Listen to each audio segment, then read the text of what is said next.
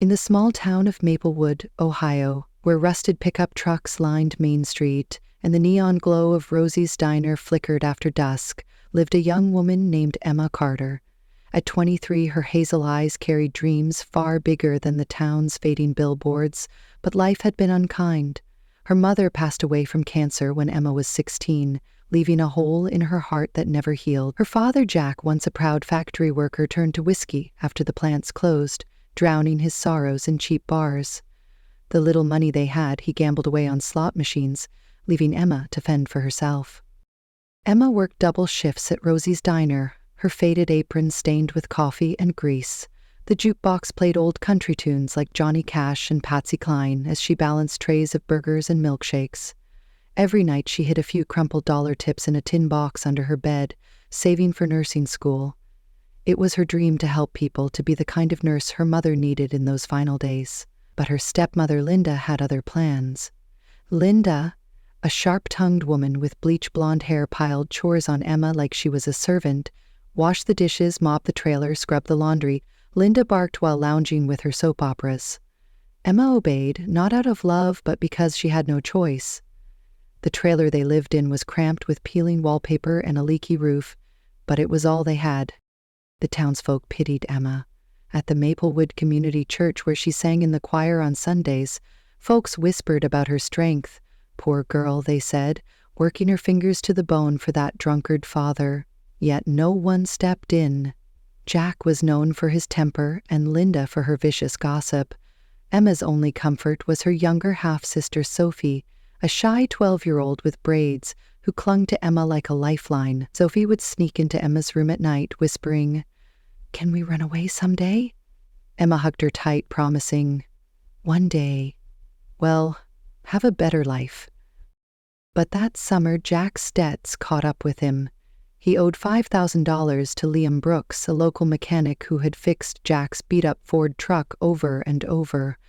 Liam was a quiet man in his late 20s with worn flannel shirts and a toolbox that had seen better days. His hands were calloused, his boots scuffed, but his dark eyes held a steady kindness. He had been patient with Jack, waiting months for payment. One humid July evening, Liam showed up at the trailer, his voice firm but calm.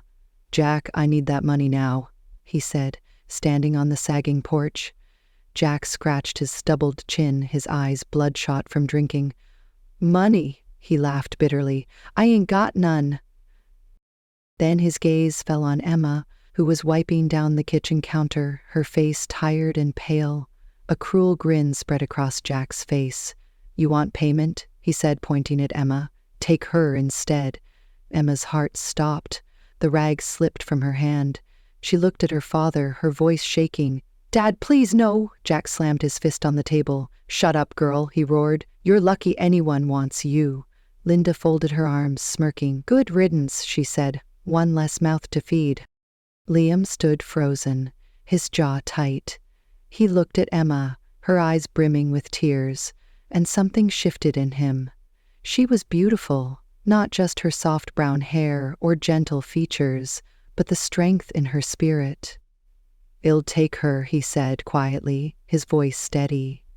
Emma felt her world collapse. She fell to her knees, begging her father, sobbing until her throat ached. But Jack turned away, and Linda laughed coldly. Sophie peeked from the hallway, her small face wet with tears, unable to speak. With no choice, Emma packed a small suitcase, her hands trembling. She tucked her nursing textbook inside, along with a photo of her mother and a silver cross necklace, her only keepsake. No one hugged her, no one prayed for her. As she stepped outside, Sophie ran out, clinging to her. "Goyes," she whispered. Emma kissed her forehead, tears falling. "It'll come back for you," she promised. Then she followed Liam into the dusk, the gravel crunching under her sneakers, her heart heavy with fear and betrayal.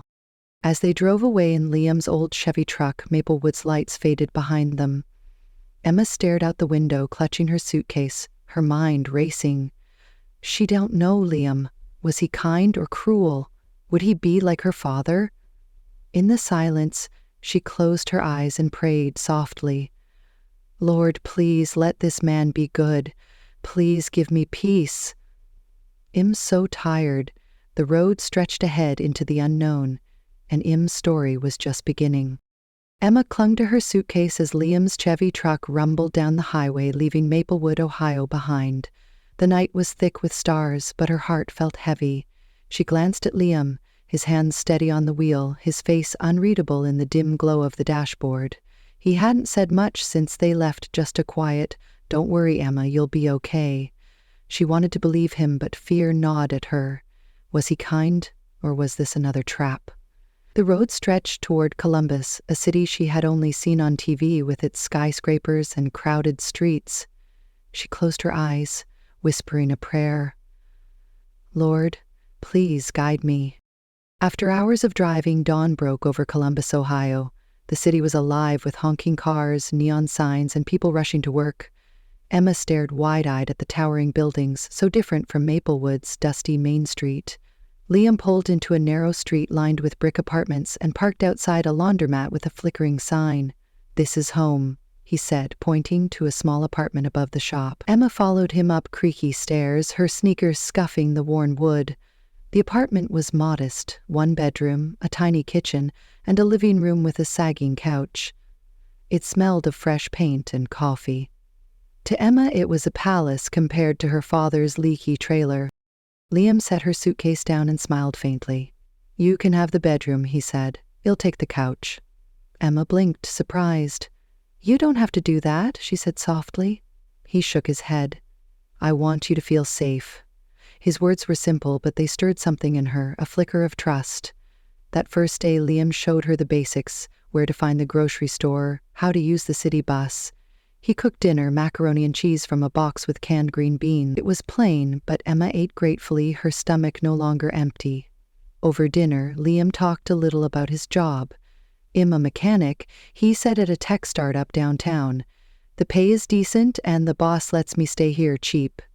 Emma nodded, studying him. His flannel shirt was frayed, but his eyes were sharp, like he saw more than he let on.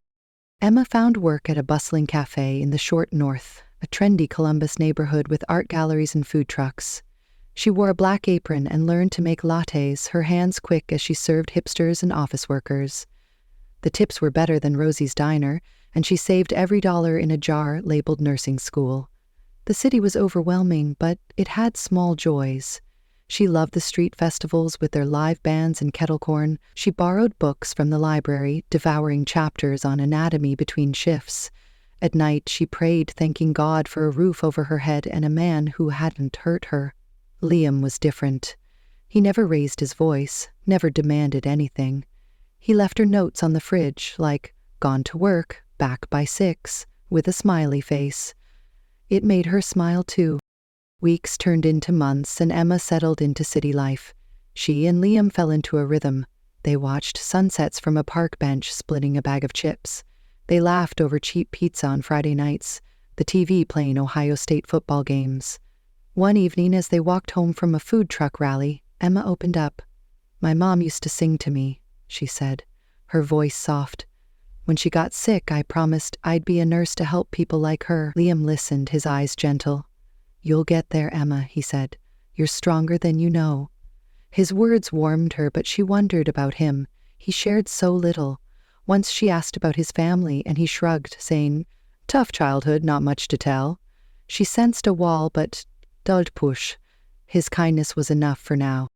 One day, Liam came home with a surprise, a used laptop wrapped in a grocery bag. "For your nursing courses," he said, grinning. Emma gasped, her hands shaking as she opened it. "How did you afford this?" she asked. Liam shrugged. "Saved up. It's nothing." But to Emma, it was everything. She hugged him, her first real gesture of trust. "Thank you," she whispered, tears in her eyes. That night, she enrolled in an online medical terminology course, staying up late to study. Liam sat across from her, fixing a broken radio, his presence steady. Emma felt something new, not love yet, but a quiet peace. She hadn't known since her mother was alive. But peace did last. Trouble came in the form of Ethan Caldwell, a 28-year-old with a flashy smile and designer clothes. Ethan was the son of Margaret Caldwell, the CEO of the tech startup where Liam worked. One morning he strolled into the cafe, his loafers clicking on the floor. He leaned on the counter, eyeing Emma like she was a prize. "You're too pretty for this place," he said, his voice smooth. "What's your name, small-town royalty?" Emma blushed but felt uneasy. Emma," she said, wiping the counter. "Just doing my job." Ethan laughed. "You deserve better than coffee stains. Come work for my mom's company. Better pay, better view." He winked, handing her his business card. Emma tucked it in her apron, unsure what to make of him. Ethan kept coming back. He'd order an espresso and linger, chatting about his fancy car or his condo downtown. His compliments grew bolder. "We're like a diamond in the rough," Emma had say.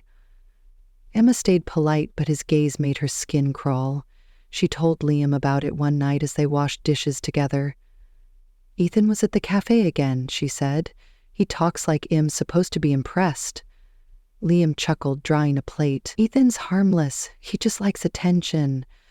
But his jaw tightened slightly, and Emma wondered if he was hiding something. She pushed the thought away, trusting Liam's calm words. The tension grew one busy Saturday. Ethan showed up at the cafe during Emma's break. He sat across from her, his cologne overpowering.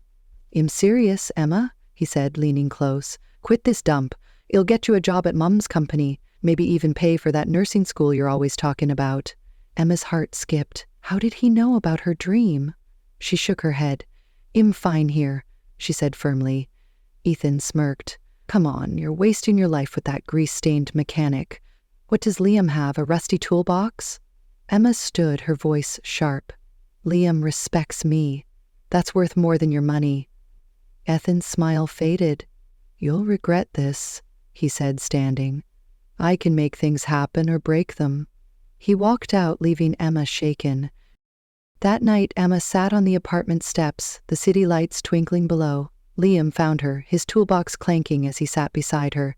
"You okay?" he asked. She sighed. "Ethan offered me everything, money, school, a new life, but only if I leave you." Liam's eyes darkened, but his voice stayed gentle. "What did you tell him?" Emma looked at him, her heart steady. "I said no. I don't trust him. I trust you." Liam smiled, touching her hand lightly. "I'm proud of you, Emma." She nodded, but worry lingered. Ethan's words echoed in her mind, and Liam's calm felt like it hid something bigger. She went to bed praying again. "Lord, keep us safe. Show me the truth." The next week, Ethan upped the stakes. He cornered Emma outside the cafe after her shift, his sports car idling nearby. "I'm done playing games," he said, his voice low. "Be my girlfriend, Emma. I'll pay for your school, a full ride to any university. I'll get you a penthouse, new clothes, everything. Liam can't give you that." "Yes, nothing. I can even get him fired tomorrow." Emma stepped back, her pulse racing. She thought of Liam's kindness, the laptop, the quiet evenings. She thought of her mother's cross necklace tucked in her pocket. "With all due respect, Ethan," she said, her voice firm, "I am not for sale. I believe in Liam. He's a good man, and one day God will bless him." Ethan laughed coldly. "You're dreaming, girl. You'll be sorry." He sped off his tires, squealing. Emma walked home, her legs trembling but her heart sure. She found Liam in the apartment fixing a leaky faucet. She told him everything. Ethan's offer, his threats. Liam listened, his fists clenching briefly before he relaxed. "You did the right thing," he said, pulling her into a hug. "I'm here, Emma, always." She hugged him back, tears falling. "Thank you for being you," she whispered. But as they stood there, Emma's mind raced. Liam's calm was too perfect, his life too simple. What was he hiding? She pushed the question down, focusing on his warmth. The city hummed outside, and their bond grew stronger, rooted in trust and shared struggle. But the truth was closer than Emma knew, and it would change everything. Emma's heart was still racing from her confrontation with Ethan as she walked home through the Columbus streets. The city's neon lights blurred in her vision, her mind replaying his words. A penthouse, a full ride to nursing school. Everything she dreamed of dangled in front of her, but tied to a price she refused to pay. She clutched her mother's cross necklace in her pocket, its cool metal grounding her. Liam was her anchor, his quiet kindness a stark contrast to Ethan's flashy promises. But doubts lingered. Why was Liam so calm about Ethan? What was he hiding? She pushed the thoughts away, focusing on the apartment ahead. She needed to trust him. He had given her peace when her world was falling apart. The next morning, a sleek black car pulled up outside the cafe during Emma's shift. A woman in a tailored suit stepped out, her silver hair pulled into a neat bun. She introduced herself as Margaret Caldwell, the CEO of the tech startup where Liam worked, and Ethan's mother. Emma wiped her hands on her apron, nervous. Margaret smiled warmly, but her eyes were sharp, like she was sizing Emma up. "I hear you're a hard worker, Emma," she said. "You'd like to talk. Can you spare a few minutes?" Emma nodded, her stomach twisting. She followed Margaret to a quiet corner of the cafe, where the hum of the espresso machine faded. Margaret sat straight, her hands folded. "I've heard about you from Ethan," she began. "He says you're bright, beautiful, and stuck in a tough spot. I admire your grit working here, saving for nursing school. It's not easy." Emma blushed, unsure where this was going. "Thank you, ma'am," she said softly. Margaret's smile tightened. "Ethan likes you, Emma. He's impulsive, but he sees potential in you. I do too." Emma shifted in her seat, her unease growing. Margaret leaned forward, her voice lowering. "I'm a practical woman, so I'll be direct. You deserve a better life, and we can give it to you. Nursing school, a nice apartment, even a job at my company, all paid for." Emma's mouth went dry. She thought of Liam's modest apartment, the jar of tips labeled nursing school. "What are you saying, ma'am?" she asked, her voice barely above a whisper. Margaret tilted her head. "Consider Ethan's offer. Be his girlfriend. Has a good catch and he can open doors for you. As for Liam, has a decent man, but has just a mechanic. We can compensate him to step aside. A generous payout to walk away. No hard feelings. It's a win for everyone." Emma's heart pounded, her hands trembling under the table. She thought of her father giving her away like a bargaining chip. Now this woman, a stranger, was trying to buy her future. Emma stood her chair, scraping the floor. Her voice shook, but her words were clear. "With all due respect, ma'am, my heart ain't for sale. Liam gave me dignity when my own father threw me away like trash. He believed in me when I had nothing. I'd rather lose this job than lose myself." Tears streamed down her face, but she held her head high. Margaret's eyes widened, surprised by Emma's fire. She opened her mouth to speak, but Emma was already walking away, her apron strings swaying. Customers stared, but Emma didn't care. She stepped outside, the cool air hitting her wet cheeks. She had chosen Liam, chosen love over money. But the weight of Margaret's words lingered, threatening to unravel everything. That evening, Emma returned to the apartment, her mind a storm. She dropped her bag on the couch and froze. Liam's laptop was open on the kitchen table, a news article glowing on the screen. The headline read, "Tech mogul Liam Brooks donates millions to charity." A photo showed Liam in a suit shaking hands at a gala, his smile unmistakable. Emma's breath caught. Her hands shook as she scrolled, reading words like billionaire innovator and startup founder. Her heart sank. Was this true? Was Liam lying to her all this time? She heard the door open and turned sharply. Liam stood there, his flannel shirt dusty from work, his toolbox in hand. He saw her face and froze. "Emma, what's wrong?" he asked, stepping forward. She pointed at the laptop, her voice breaking. "Is this you? Are you Liam Brooks? A billionaire?" Liam's shoulders sagged. He set his toolbox down and nodded slowly. "Yes, Emma, it's me." "I'm sorry." Emma's eyes filled with tears. "Why do you tell me?" she whispered. "You let me think you were just a mechanic. You let me struggle." Liam took a deep breath, his eyes heavy with guilt. "I needed to know if someone could love me for me, not my money. I've been hurt before, Emma. Women who said they loved me but only wanted my wealth. When your father offered you, I saw your pain, your strength. I wanted to protect you, but I also wanted to be sure." Emma sank onto the couch, her mind reeling. "You tested me," she said softly. Like I was some experiment. Liam knelt beside her, his voice gentle. I know I was wrong. I planned to tell you soon, I swear. But when I saw you reject Ethan, stand up to Margaret, I knew you were different. You chose me when you thought I had nothing. That means everything. Emma's tears fell faster. She thought of the laptop he bought her, the quiet evenings, the trust they built. It hurt that he lied, but his actions had been real. His kindness had been real.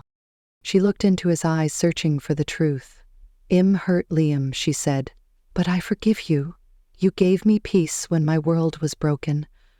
That's worth more than any money. Liam took her hand, his own eyes misty. Thank you, Emma, he said. I don't deserve you, but I'll spend my life proving Im worthy. He reached into his pocket and pulled out a bank statement, handing it to her. Emma's eyes widened. It was a scholarship fund in her name, $50,000 for nursing school. I've been saving for you, he said. Your dream is my dream now.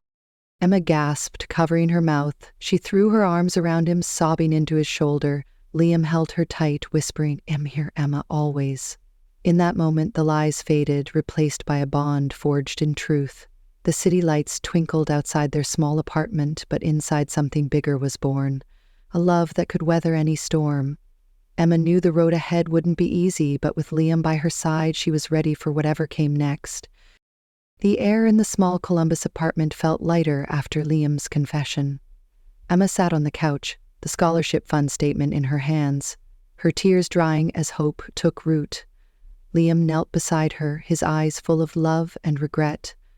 I promise, Emma, he said, no more secrets. From now on, it's you and me together. Emma nodded, her heart swelling. She thought of Maplewood, her father's betrayal, and the pain she carried for years. But here with Liam, she had found something new, a future built on trust. She leaned into his embrace, whispering, Thank you for seeing me. The city hummed outside their window, but in that moment, they were all that mattered. 3 years later, Emma stood on a stage in a navy cap and gown, her nursing degree in hand.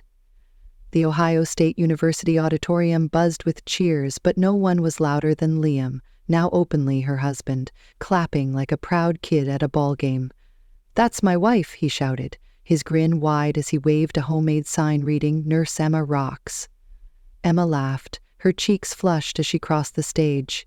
She had worked hard balancing online courses, cafe shifts, and clinical rotations. Liam had been there every step, paying for textbooks, driving her to exams, and cooking late-night study snacks.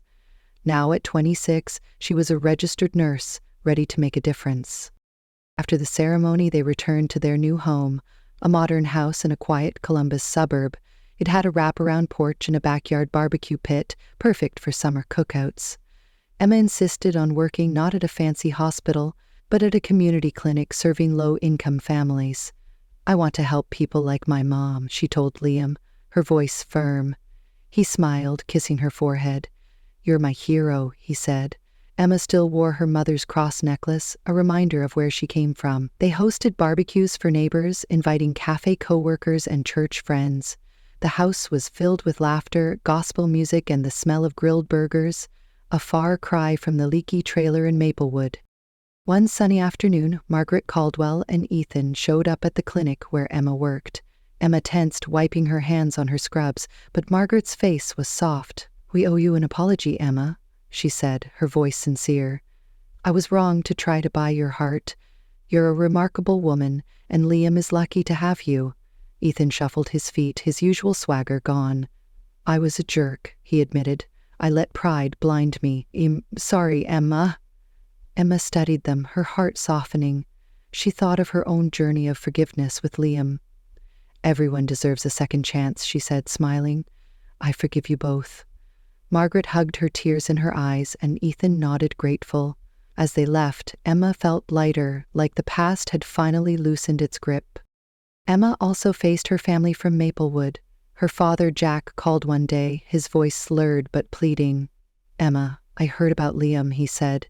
You're rich now, forgive me, please, let me visit. Emma's jaw tightened. She thought of Sophie, her half-sister, now 15 and dreaming of college. With all due respect, she said coolly, I forgive you, Jack, but I can't trust you. You hurt me too much. If Sophie needs help, I'll send money for her school, but you and Linda stay away. I've found peace, and I won't lose it." She hung up her hands, steady. Liam squeezed her shoulder, proud. "You did good," he said. Emma smiled, looking out at their backyard.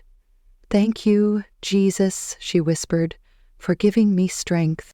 A few months later, Liam planned a surprise. He told Emma to dress up for a special date night, promising a quiet drive. They climbed into his new SUV, the radio playing soft jazz as they wound through Columbus. Liam pulled into a sleek medical campus, stopping in front of a new building. A sign read, "The Emma Carter Clinic." Emma's mouth dropped open. Liam grinned, handing her a key. "This is yours," he said, "a clinic for low-income families funded by my company. Your dream to help people starts here." Emma's eyes filled with tears. She stepped out, staring at the glass doors, the clean white walls. "Liam, you..." "Danny," she stammered. He laughed. "I promised you the world, remember?" Emma turned to him, her voice breaking. "There's more," she said shyly. "I went to the doctor last week. I'm 3 months pregnant." Liam's eyes widened. He stood frozen, then let out a joyful shout. "Emma, are you serious?" he asked, grabbing her hands. She nodded, laughing through tears. "We're having a baby." Liam lifted her gently, spinning her in the parking lot. "God, thank you," he said, his voice thick. He knelt, kissing her stomach. "Hey, little one, Daddy loves you already." Emma smiled, her heart full. "From a diner waitress to a nurse, from rejection to royalty," she said softly. "My name is Emma, and this is my glory."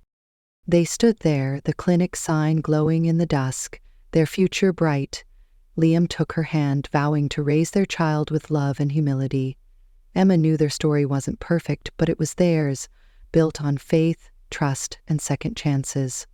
As they drove home, the Columbus skyline sparkled, a reminder that dreams could come true, even for a small-town girl who never gave up. Dear viewers, what lessons did you take from Emma's journey? That love and integrity beat wealth every time, or that faith can carry you through the darkest days? Drop your thoughts in the comments below. If this story touched your heart, give it a thumbs up, share it with friends, and hit that subscribe button. Don't forget to ring the bell for more uplifting tales every week. Thanks for watching, and stay blessed.